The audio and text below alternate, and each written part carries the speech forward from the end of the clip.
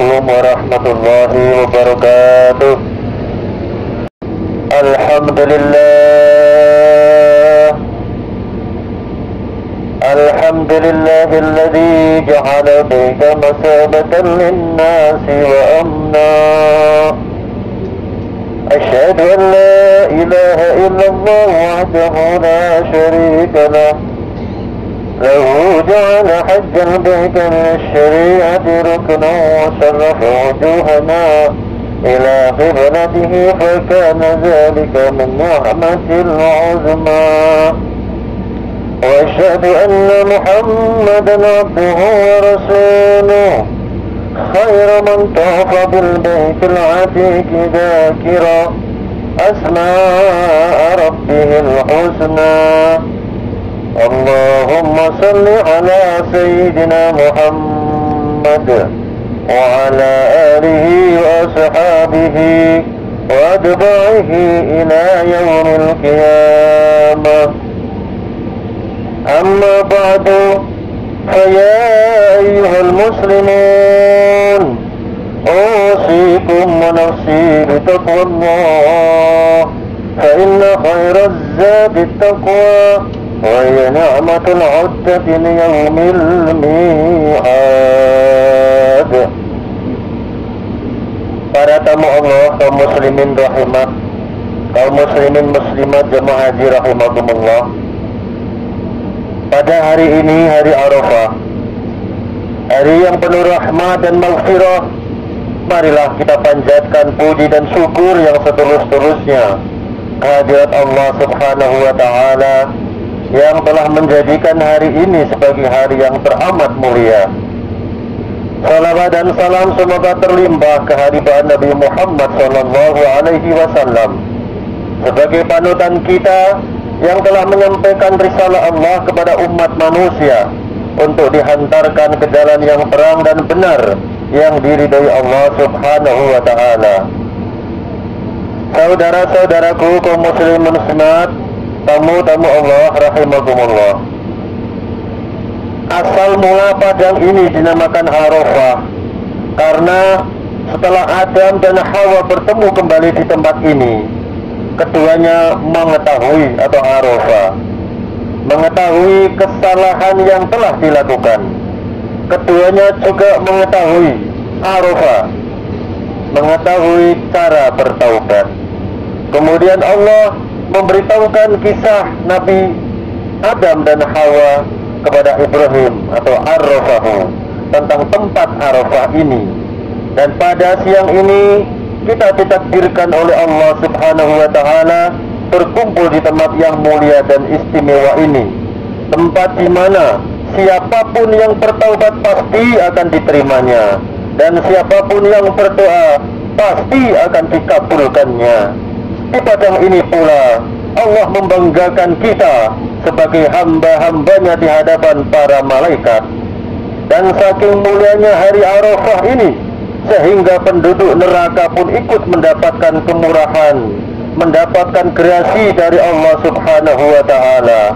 Sebagaimana Rasulullah sallallahu alaihi wasallam bersabda, "Ma min yawmin aksaru min ayya'takillah fi yawmi fihi 'abdan minan nari min yaumi Arafah."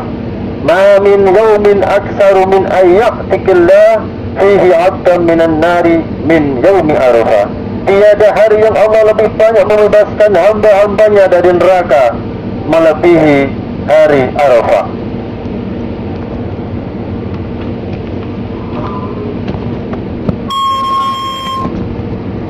Lalu bagaimana kita yang ada di sini, di Arafah ini?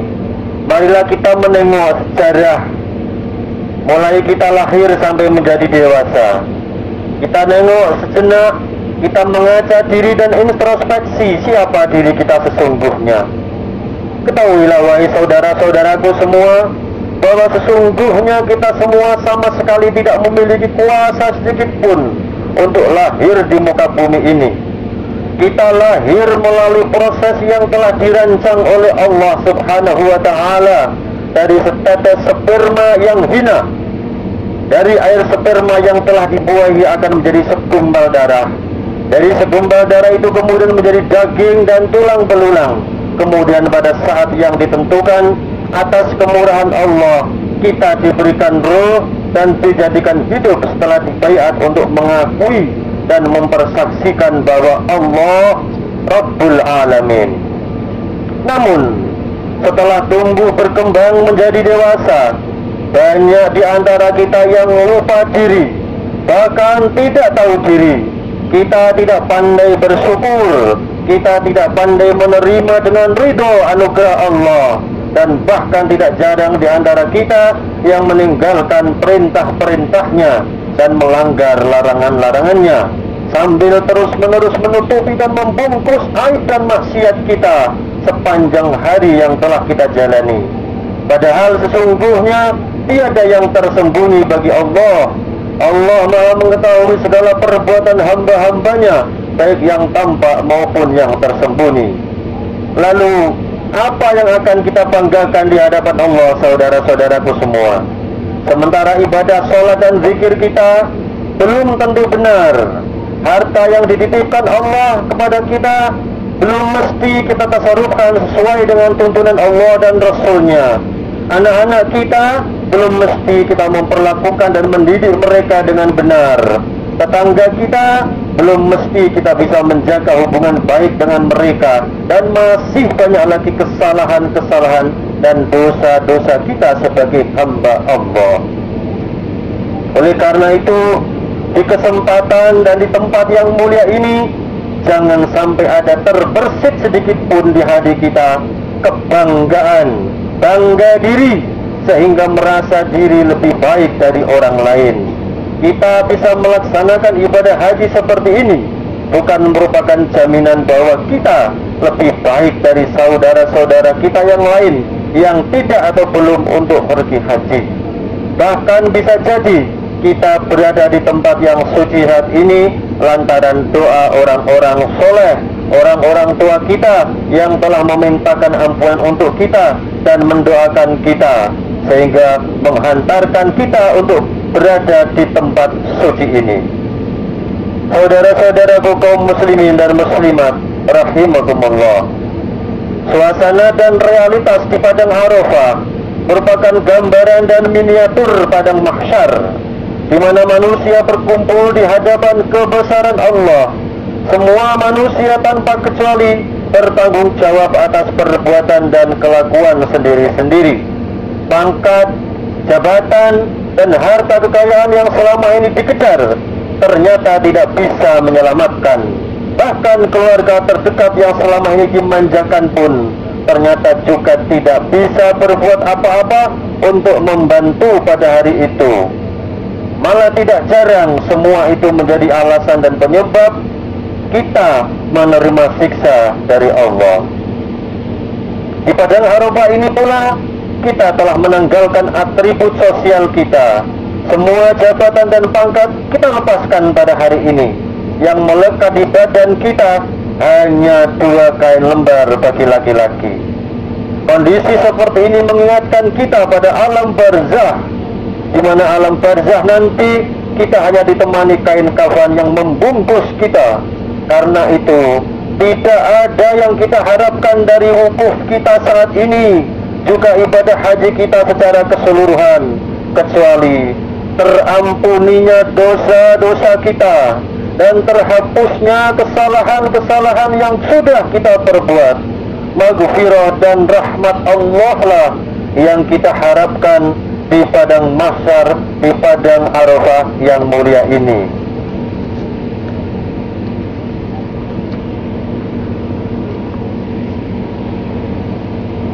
Saudara-saudaraku, tamu-tamu Allah yang mulia, dosa telah membuat manusia kehilangan keberkahan dalam hidupnya, juga keberkahan dalam rizki, harta dan apa saja yang dimilikinya.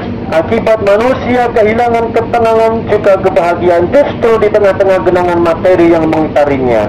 Dosa telah membuat manusia kehilangan hati nurani, sehingga ia berbuat, berbicara, mendengar dan melihat bukan lagi karena dorongan hati nurani, melainkan karena kepentingan hawa nafsu. Dosa telah membuat manusia kehilangan kepekaan terhadap sesama, nilai-nilai kasih sayang yang selama ini dijunjung tinggi dalam kehidupan sesama manusia telah bergeser, berganti menjadi kebencian dan permusuhan, pertikaian dan saling jatuh menjatuhkan. Kedengkian pun akhirnya menjadi penyakit epidemik. Senang melihat orang lain susah dan susah melihat orang lain senang. Dosa telah membutakan mata hati manusia, sehingga mereka tidak lagi bisa membedakan antara yang benar dan yang salah, antara yang haram dan yang halal, antara yang hak dan yang batil. Akibatnya, manusia kehilangan rasa bersalah saat berbuat salah. Tiada beban saat berbuat zalim kepada sesama. Bahkan banyak di antara kita biasa merasakan nikmatnya makanan hasil mencuri, merampok, menggarong, memakan harta dengan cara-cara yang batil dan dilarang oleh Allah Subhanahu wa ta'ala. Dosa telah membuat manusia kehilangan rasa takut kepada Allah, juga kepada hari pembalasan di akhirat kelak. Ia kehilangan rasa cinta kepada Allah, juga kepada kebaikan. Dan saat rasa takut dan cinta kepada Allah itu menghilang, maka yang akan hadir adalah cinta dunia atau hubbud dunia. Kaum muslimin muslimat jamaah haji rahimakumullah, kehidupan di dunia saat ini taubahnya bagi gelapnya belantara di hutan. Di dalamnya berkumpul segala macam binatang. Binatang-binatang tersebut harus tunduk kepada hukum rimba yang sengaja diciptakan untuk melindungi kepentingan yang perkasa dan berkuasa. Entah sudah berpuluh, beratus, beribu, bahkan berjuta korban telah dipersembahkan buat santapan mereka yang mengklaim menjadi penguasa rimba di belantara ini. Allah Subhanahu wa ta'ala berfirman, "Zaharul fasadu fil barri wal bahri bima kasabat aydin nas liyuziqahum ba'dal ladzi 'amilu la'allahum yarji'un." Telah nampak kerusakan di darat dan di laut disebabkan karena perbuatan tangan-tangan manusia, supaya Allah merasakan kepada mereka sebagian dari akibat perbuatan mereka, agar mereka kembali ke jalan yang benar. Melihat perbuatan yang merubah kemudian kerusakan alam dari asalnya yang harmonis dan seimbang sebagai akibat dari ulah karya manusia yang tidak bertanggung jawab ini, maka sudah cukup bagi kita untuk mengakhirinya. Kita kembali menyesuaikannya pada hal-hal yang dikehendaki oleh Allah yang telah memberi kepercayaan kepada kita menjadi khalifah di muka bumi untuk mengelola alam ciptaannya.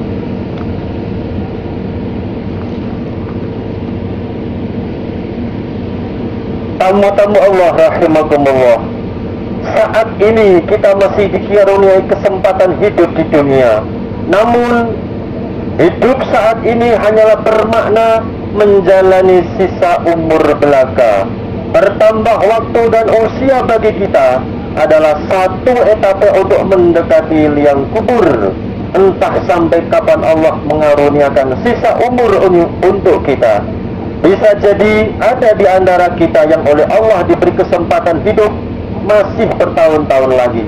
Mungkin juga di antara kita ada yang sisa umurnya tinggal beberapa bulan lagi, atau tinggal beberapa pekan lagi, atau tinggal beberapa hari lagi, atau tinggal beberapa jam lagi, atau tinggal beberapa menit lagi, atau bahkan tinggal beberapa detik lagi.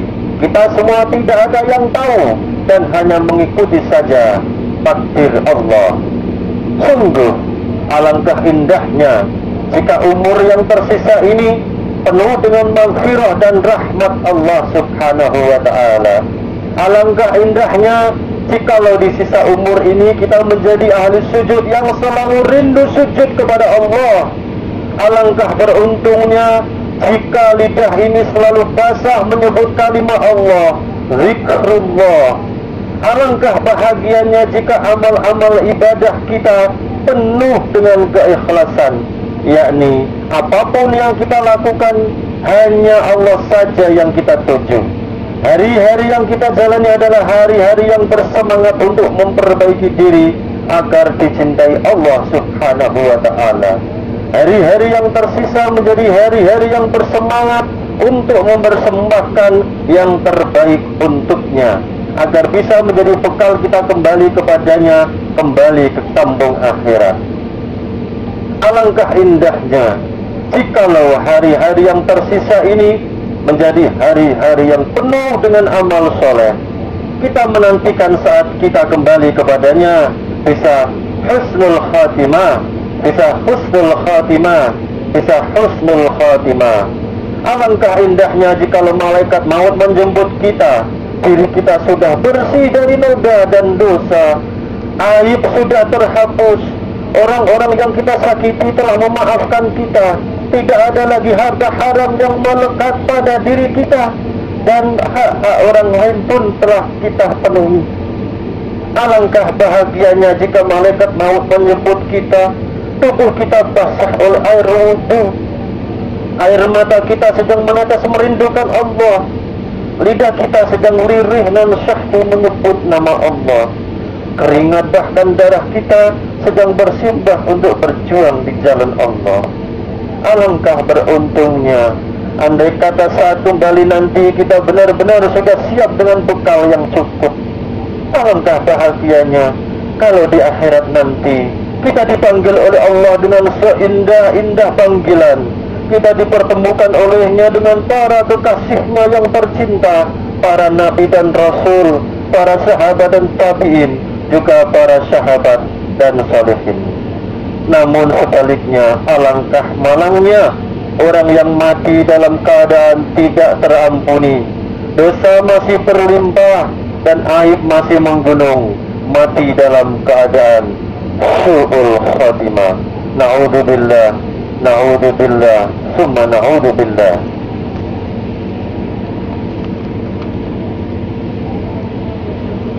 Wahai saudaraku semua, mau kemana lagi kita? Hidup di dunia hanya mampir sebentar saja. Bukan dunia fana ini tempat kita yang sebenarnya dan kekal. Lihatlah, bayi dan anak-anak kecil yang sudah lahir siap menggantikan peran kita. Lalu siapkah kita andai malaikat maut datang menghampiri kita, mengajak kita untuk kembali ke kampung akhirat? Walau bagaimanapun kita harus siap, karena kita tidak kuasa menolak datangnya ajal. Kematian pasti akan menimpa kita semua. Persoalannya, sudahkah kita mempersiapkan bekal untuk hidup bekal di kampung akhirat?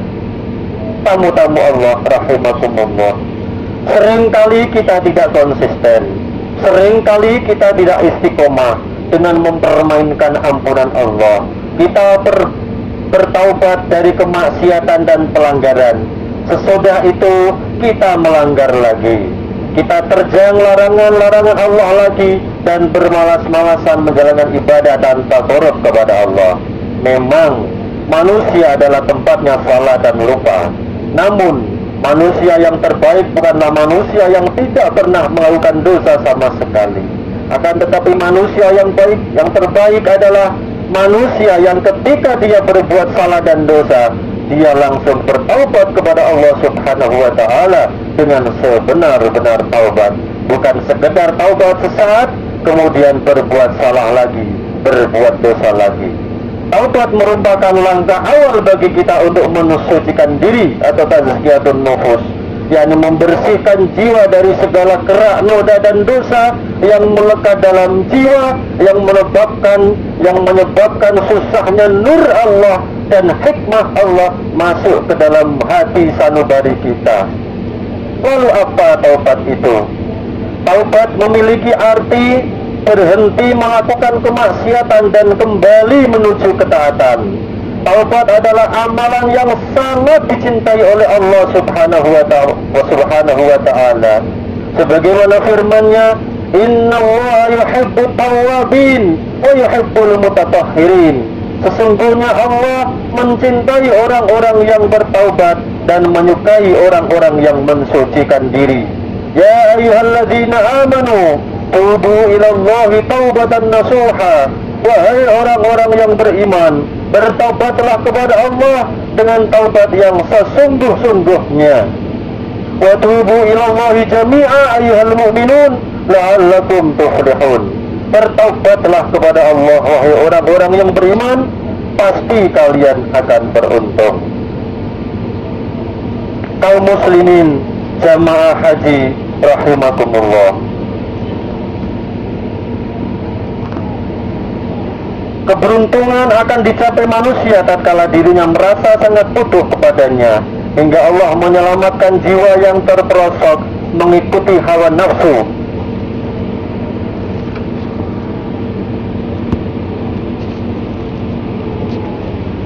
Taubat yang sungguh-sungguh akan mendatangkan limpahan ampunan Allah atas dosa-dosa seorang hamba. Dosa yang makin hari kian bertambah banyak. Qala Allah Ta'ala, Qul ya ibadiyalladzina asrafu ala anfusihim la taqnatu min rahmatillah innallaha yaghfirudz dzunuba jami'a innahu huwal ghafurur rahim. Katakanlah wahai para hambaku yang melampaui batas terhadap dirinya sendiri, janganlah kalian berputus asa dari rahmat Allah.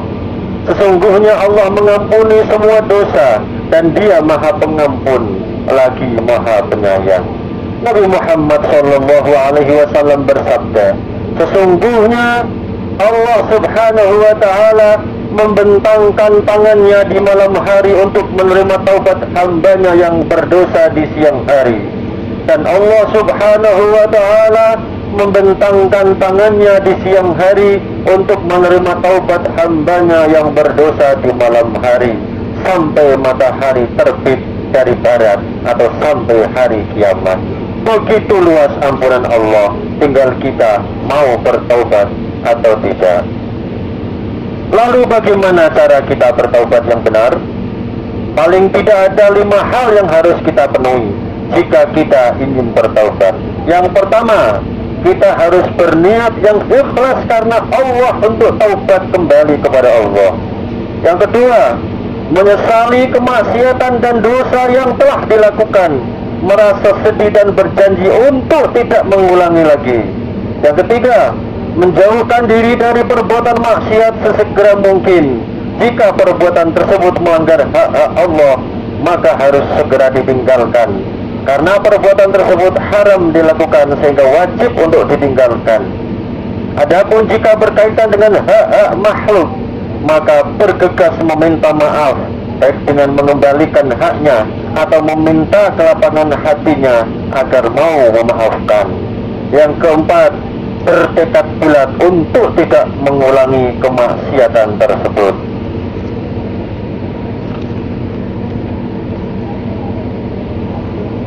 Yang kelima, hendaknya taubat dilakukan sebelum ditutup pintu taubat, sebelum ajal kita datang. Allah berfirman, وَلَيْسَتِ التَّوْبَةُ لِلَّذِينَ يَعْمَلُونَ السَّيِّئَاتِ حَتَّى إِذَا حَضَرَ أَحَدَهُمُ الْمَوْتُ قَالَ إِنِّي تُبْتُ الْآنَ وَلَا الَّذِينَ يَمُوتُونَ وَهُمْ كُفَّارٌ أُولَئِكَ أَعْتَدْنَا لَهُمْ عَذَابًا أَلِيمًا. Dan tidaklah taubat itu diterima Allah dari orang-orang yang mengerjakan kejahatan, yang hingga apabila datang ajal kepada seseorang di antara mereka, baru ia mengatakan, sesungguhnya saya bertaubat sekarang. Dan tidak pula diterima taubat orang yang mati sedang mereka di dalam kekafiran. Bagi orang-orang itu telah kami sediakan siksa yang pedih. Taubat tidaklah tanpa didahului oleh penyesalan terhadap dosa yang telah dikerjakan. Barang siapa yang tidak menyesal, maka itu menunjukkan bahwa ia senang dengan perbuatan maksiat tersebut, dan itu menjadi indikasi bahwa dia akan terus-menerus melakukannya.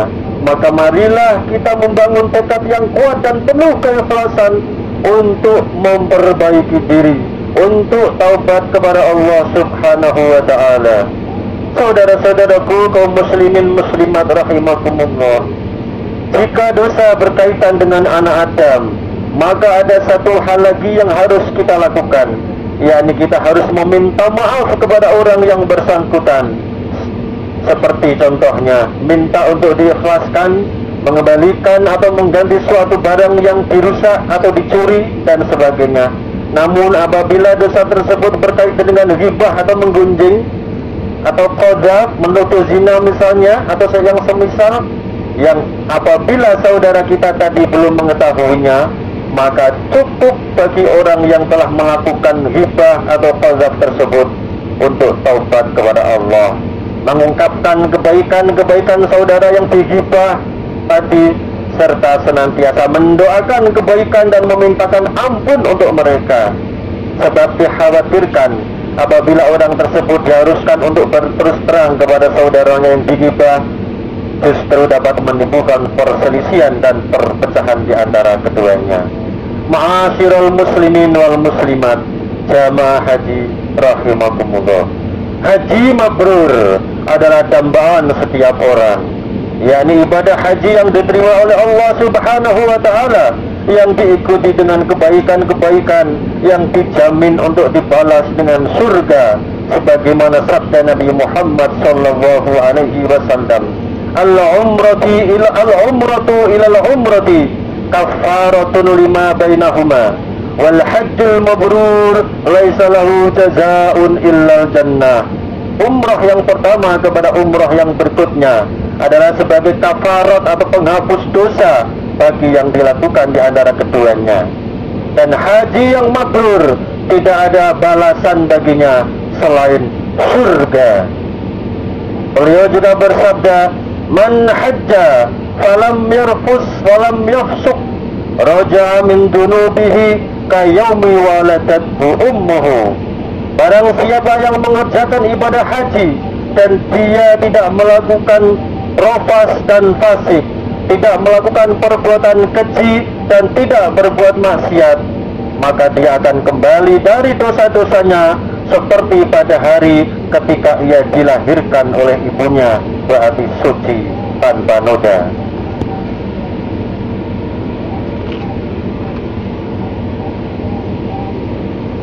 Saudara-saudaraku kaum muslimin muslimat rahimakumullah, apabila Allah menghendaki kebaikan bagi hambanya, maka Allah bukakan pintu taubat baginya, sehingga ia benar-benar menyesali kesalahannya, merasa hina dan rendah, serta sangat membutuhkan ampunan Allah.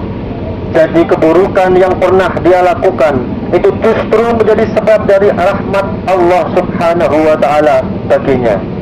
Pada siang ini kita berkumpul di sini, di padang Arafah, di bumi yang dimuliakan oleh Allah dan para malaikatnya.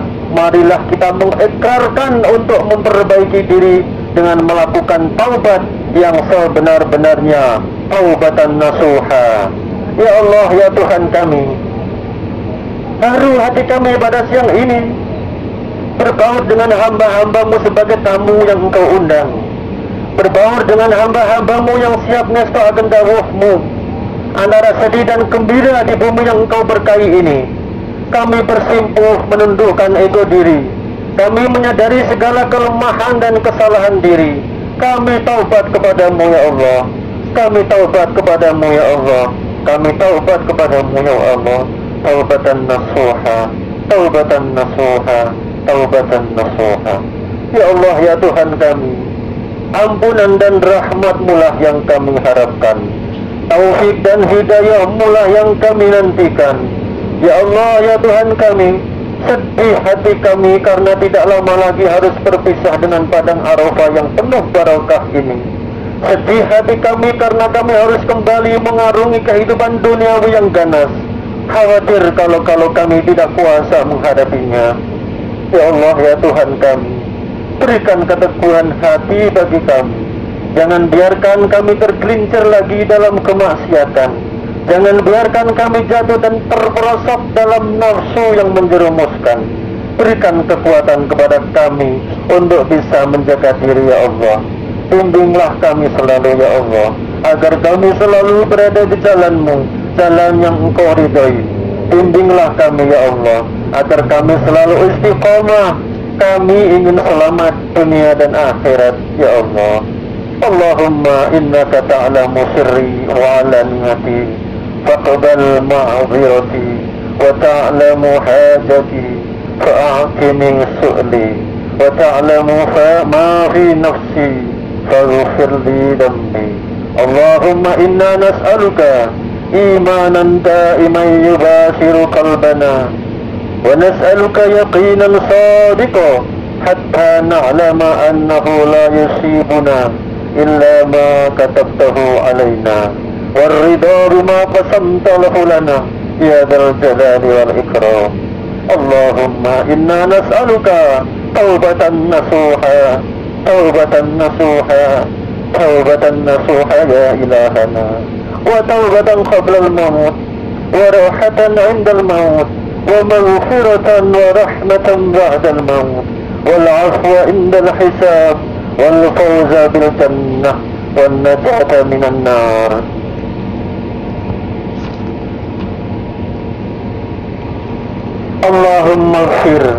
اللهم اغفر لنا ذنوبنا ولوالدينا وارحمهما كما ربيانا صغيرا، ولجميع المسلمين والمسلمات والمؤمنين والمؤمنات الأحياء منهم والأموات، وتابع بيننا وبينهم بالخيرات.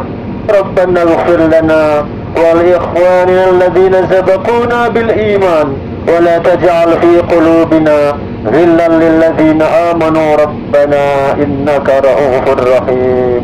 ربنا هب لنا من أزواجنا وذرياتنا قرة أعين واجعلنا للمتقين إماما. رب اجعلني مقيم الصلاة ومن ذرية ربنا وتقبل دعاء. اللهم انصرنا فإنك خير الناصرين، وافتح لنا فإنك خير الفاتحين، واغفر لنا فإنك خير الغافرين، وارحمنا فإنك خير الراحمين، وارزقنا فإنك خير الرازقين، واهدنا ونجنا من القوم الظالمين والكافرين، وانصر الإسلام والمسلمين. اللهم اصلح جميع ولاة المسلمين، واهلك الكفرة والمشركين. اللهم اجعل بلدتنا إندونيسيا خصوصا Kabupaten Demak مطمئنة، وارزق أهله رزقا واسعا حلالا مباركا.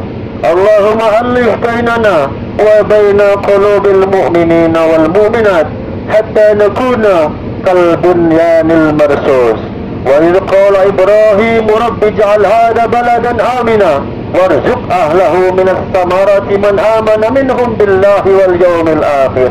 اللهم إنا نسألك حجا مبرورا وسعيا مشكورا وذنبا مغفورا وعملا صالحا مقبولا وتجارة لن تبور. يا عالم ما في الصدور أخرجنا يا الله من الظلمات إلى النور، وجعلنا من الصالحين بعد الحج. ربنا ظلمنا أنفسنا وإن لم تغفر لنا وترحمنا لنكونن من الخاسرين. ربنا آتنا في الدنيا حسنة وفي الآخرة حسنة وقنا عذاب النار. رب اغفر وارحم وأنت خير الراحمين، ولا حول ولا قوة إلا بالله العلي العظيم. السلام عليكم ورحمة الله وبركاته.